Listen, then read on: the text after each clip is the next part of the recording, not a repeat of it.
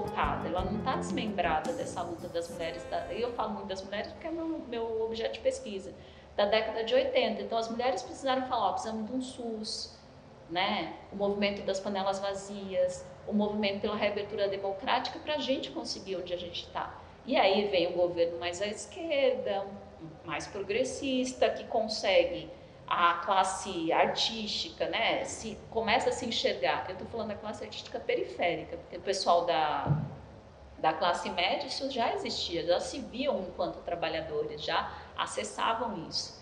E a gente não, a periferia entende que tem que fazer por amor, a arte é por amor, e que não os profissionais, os artistas, né, tinham que trabalhar de qualquer outra coisa e na hora vaga, nas horas vagas, a gente fazia teatro, nas horas vagas a gente fazia poesia.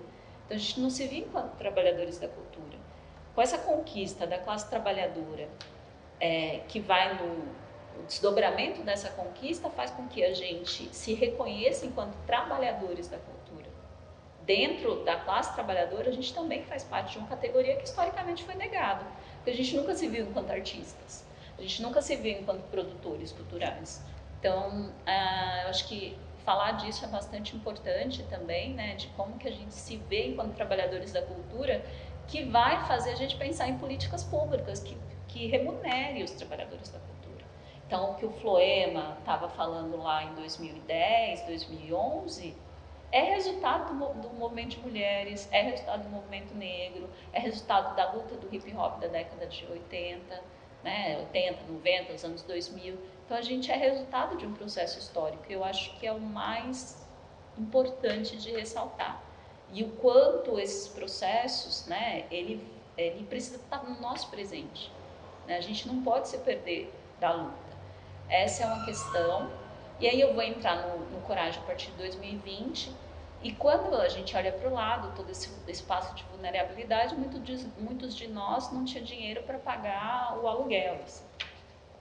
E aí a gente começa a pensar em acessar editais. A priori, eu falando com a Michelle, com o Marcelo, com o Grilo, né, algumas pessoas mais próximas, e a gente falava eu falei, olha, vamos tentar pelo Resiste, algum edital para pagar né, o aluguel de alguns de nós, né? E daí, na época, o Marcelo e a Michelle falaram, dá para fazer pela Coragem. Então eu comecei, me arrisco a escrever edital e a partir de 2020 o Coragem ganha e começa a transformação desse espaço, né? Esse espaço, na época, em 2020, ele estava de portas fechadas, era um espaço muito importante, que eu acho que a Michelle e o Marcelo já trouxeram, né? A história de uma ocupação que surge em 2016, num espaço onde foi tirado, estava há 15 anos parado. Então, toda a paisagem local foi modificada, né? Porque aqui tinha muitos ratos, tinha mais de 4, foi tirado 4 caçamba de entulho.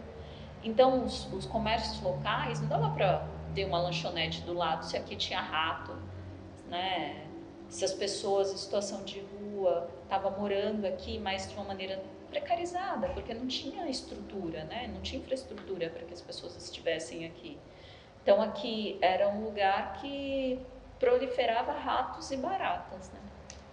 Então, a ocupação ela muda a paisagem desse local, assim como reação à horticultura, como alma, ele modifica a paisagem no entorno. Então, a praça vai se modificando, e aí vai ter ação de grafite lá, vai ter negociação com a subprefeitura, que na época era um pouco mais progressista, e aí tem toda uma modificação também no entorno da praça, os bares começam a abrir também. Antes do Coragem tinha um bar aqui do lado que ele vai abrir, né, que tem um processo de ocupação, mas esse entorno vai se modificando, então a interação do Coragem com o bairro. Porém, em 2020, ainda por falta de verba, porque a história do Coragem é uma história de bastante resistência de quem vem antes, né? Ainda assim não tinha verba para transformar o espaço. Então, aqui era literalmente, quando chovia, virava cachoeira. E com esses acessos que a gente vai tendo a editais, esses editais permitem que a gente dedique mais tempo para o espaço, que a gente transforme o espaço. Eu estou falando do Coragem, mas essa é a realidade de várias coletivas, né?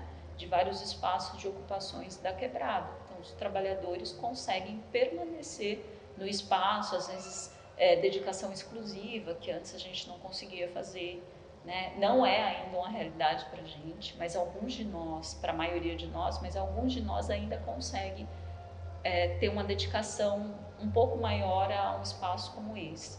Né? Então, se reconhecer enquanto trabalhadores, né, e trabalhadoras da cultura, e reivindicar esse lugar, né, e cobrar do poder público, ele também é um processo que vem de resultado de um processo de formação política. Se fosse só um espaço onde a gente só pensasse a cultura e não pensasse a cultura, que não é possível, né, mas não pensasse vinculado com a questão cultural, com a questão social.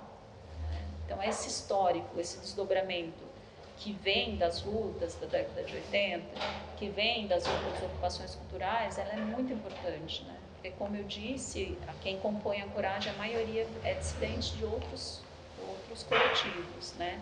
Então, tem a Fernanda, que vem do Força Ativa, tem o Marcelo, que vem do Alma, o Marcelo e o Grilo, tem eu, que venho do Resort Cultura, a Sansorai, a Letícia, que vem da Gibiteca, que tem uma formação, né, mais pautada, aí, se eu fosse pensar numa linha teórica mais marxista, assim, né?